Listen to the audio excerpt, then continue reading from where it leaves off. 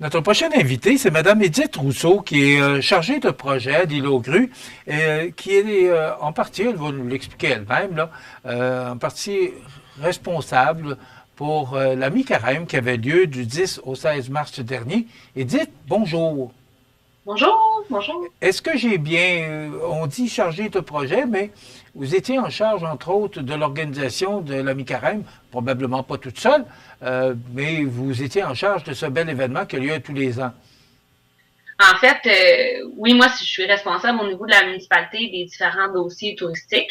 Et puis, je vous dirais que la mi-carême, ça appartient à la population.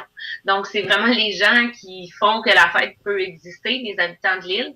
Et honnêtement, moi, mon rôle consiste plus à être, comment on peut dire, porteuse de tradition, mais c'est moi qui coordonne, si on veut, un peu la publicité. Et puis, avec ma collègue Virginie à la municipalité qui fait un travail remarquable, on est capable de faire un peu la diffusion de tout ce qui concerne un petit peu les journées où ça va se dérouler.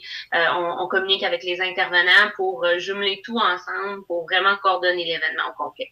Bon, ça se passait du 10 au 16 mars dernier. Plus de 170 personnes ont pris l'avion pour se transporter chez vous pour la mi-carême.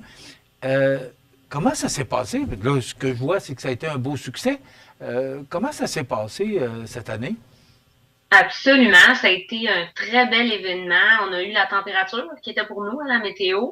C'est de base, ça prend ça pour que les gens puissent traverser et venir à l'île, évidemment. Hein. C'est accessible seulement par avion. Et oui, on a eu beaucoup de monde, mais ça a été quand même relativement restreint en nombre de maisons. Il n'y avait pas beaucoup de maisons ouvertes, mais ça a été quand même bien organisé. Les gens ont ouvert leurs maisons pour nous accueillir, les gens qui étaient costumés. Moi, j'ai l'habitude de m'impliquer beaucoup, donc je me costume beaucoup.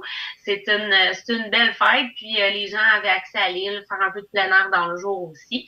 Donc, je considère effectivement que c'est un succès et la municipalité qui est vraiment très fière aussi là, de pouvoir, après la sortie des nouveaux déguisements, les présenter à l'exposition durant la saison estivale.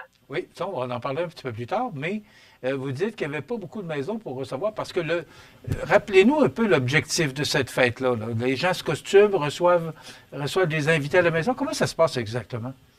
Nous, à l'île aux Grues, comparativement aux autres endroits où c'est fêté au Québec, on a Fatima aux îles de la Madeleine, Chistican, Natashquan. Il y a des moments où on fait des rappels aussi à l'île aux Coudes. Bref, c'est vraiment une fête traditionnelle qu'on a gardée ici. À l'île aux Grues, c'est particulier parce qu'on la fête vraiment une semaine complète, donc du lundi soir au samedi soir.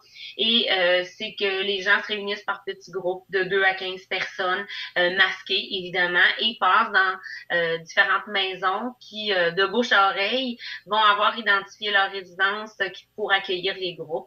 Et l'objectif étant de ne pas se faire reconnaître. Il y a toujours des mises en scène, de la musique qui accompagne les thématiques. Et puis, les gens vont, à ce moment-là, faire quelques tours dans les maisons, des pas de danse, et vont ensuite enlever leur masque. Donc, on remercie souvent les gens costumés par des petites consommations. Hein. C'est pas comme l'Halloween, on donne pas des bonbons. C'est vraiment une fête qui est plus pour adultes, malgré que cette année, ça a vraiment été intéressant parce que toutes les générations, honnêtement, ont pu participer. Ça a été vraiment bien. Alors, on a vu qu'il y avait beaucoup de relèves aussi. C'est ça, c'est intéressant. Et en fait, c'est ça, ça se termine toujours le vendredi soir, le samedi soir, avec la sortie de la nouvelle cuvée de l'année, les nouveaux costumes qui ont été présentés. Au niveau du circuit, ça s'est terminé encore cette année, toujours au restaurant 232 Le Normand, au centre du village, qui était ouvert pour l'occasion pour accueillir les gens qui voulaient voir passer la mi-carême. Ils pouvaient se restaurer sur place. Et aussi, il y avait de l'animation avec Marie-Michel qui était là pour animer la soirée, accueillir les groupes, diffuser la musique des différentes équipes selon leur mise en scène.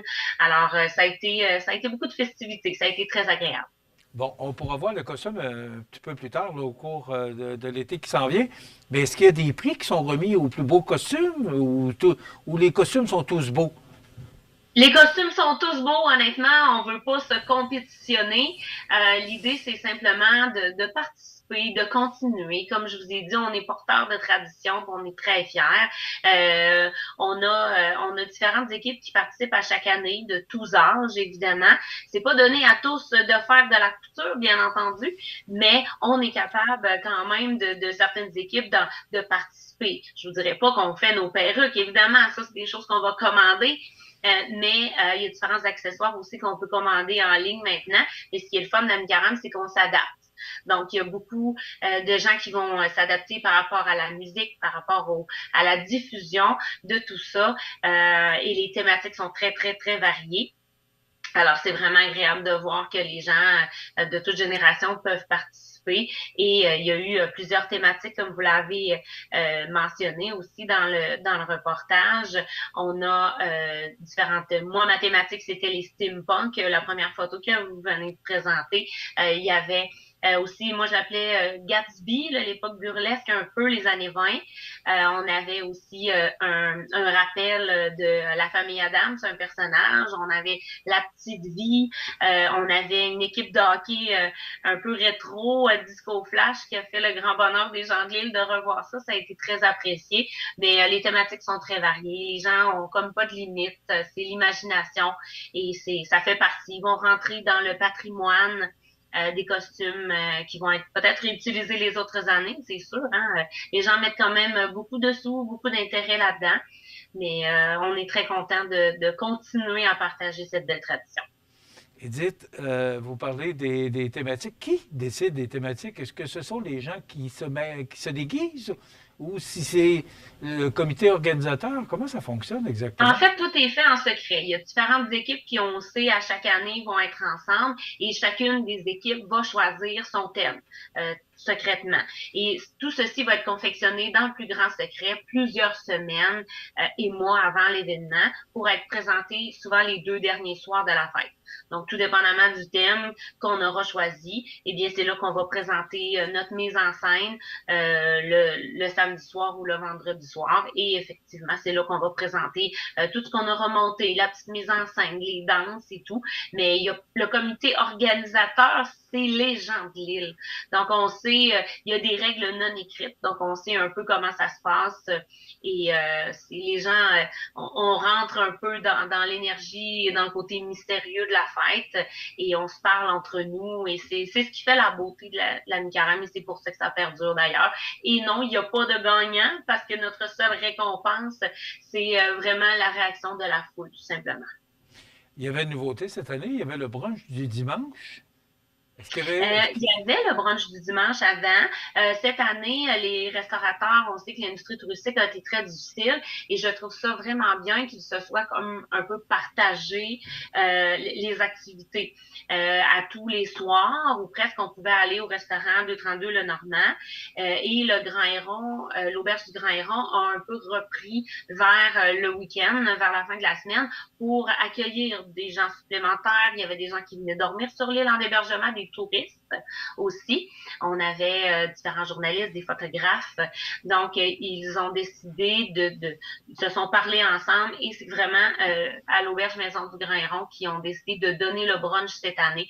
Donc, ça fait un peu de diversité, c'est bien. Il y avait 170 visiteurs, c'est dans le communiqué de presse. Vous les avez mis où, ces visiteurs-là? C'est sûr que les gens qui viennent à l'île aux Grues, c'est pas nécessairement 170 touristes. Là. Faut comprendre qu'il y a les gens de l'extérieur. Là, on parle d'une statistique globale un peu de la semaine. Là, j'ai pas le chiffre exact là, mais de quand, qui a traversé quelle journée. Par contre, ce qu'on sait, qu'il y a beaucoup d'anciens de l'île, des familles, des gens qui habitaient sur l'île avant, qui sont revenus pour cette fête-là. Et c'est sûr que la fin de semaine, c'est là qu'on a le plus de participants, que ce soit pour se costumer, que ce soit pour venir voir la mi-carême dans les maisons ou aux endroits publics. Donc, les gens vont se réunir à ce moment-là. que ce soit dans les chalets qui étaient loués. On a eu des représentants politiques aussi qui sont venus. Également, on a eu des touristes, quelques-uns qui ont resté à l'auberge Maison du Grand Héron et dans différents chalets. Donc, ça a été le gîte aussi dans la Haute-Ville, chez Gîte Vent des Marais, qui a accueilli des gens. C'était vraiment bien. Même, ils nous ont permis de participer et de se costumer le samedi soir.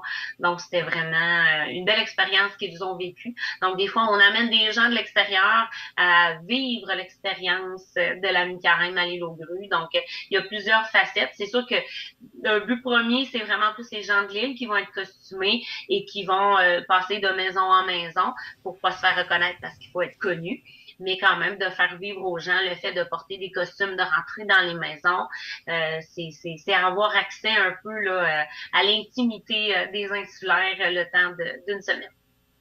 Edith, les créations réalisées par les couturières de l'île seront exposées au centre de la Volière durant l'été.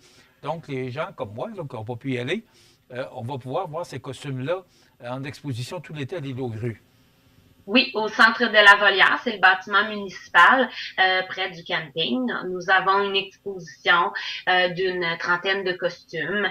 On va essayer aussi de l'améliorer avec le temps aussi. Elle a changé de place un peu au cours des dernières années dans l'île, mais maintenant la municipalité a fait une belle exposition, en fait, là, pour présenter le travail et l'énergie que les gens de l'île mettent là-dedans.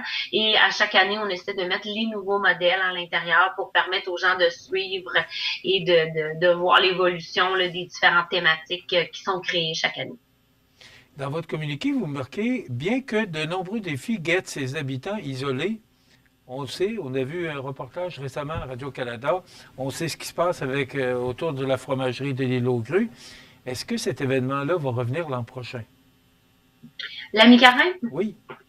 La mi-carême, c'est sûr qu'elle va revenir l'année prochaine, ça c'est sûr et certain. Différents défis qui nous guettent. Nous, c'est sûr que l'industrie touristique, on a eu une baisse l'année dernière d'environ 20%. Ça n'a pas été facile pour les intervenants et c'est pas facile d'ailleurs depuis quelques années. Depuis les années de la pandémie, on a vécu plusieurs difficultés et il y a plus d'organismes comme tels qui gèrent, comme à l'époque, l'industrie touristique. On fait partie de Montmagny-les-Îles, c'est sûr, hein, on est un produit d'appel, mais faut se distinguer. Il y a eu un petit manque de relève aussi. Même chose du côté de la fromagerie, hein, les employés, c'est difficile de faire du recrutement dans le fond. Alors, ça fait partie de nos défis, mais je pense que la résilience des gens de l'île va démontrer qu'on va s'en sortir, on veut s'en sortir, et puis je pense qu'on va être un bel exemple dans le fond là, de ce qui va pouvoir arriver. Donc, moi, je suis très positive. On a reçu votre maire qui est très positif lui ici, puis très optimiste. Justement, vous étiez responsable dans le temps de la Corporation touristique de l'île aux Grues. Il n'y en a plus. Est-ce que ça vous a nui de perdre cette corporation-là chez vous?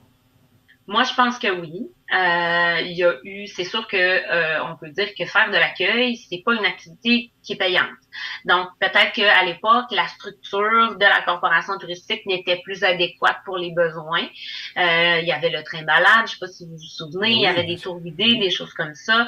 On va peut-être essayer de revoir différents modèles au niveau de la municipalité qui étaient utilisés avant. Il y a beaucoup de concertations à avoir. Prochainement, on va faire une rencontre avec les intervenants de l'île pour avoir un petit peu leurs intentions. Qu'est-ce que eux ont envie de faire?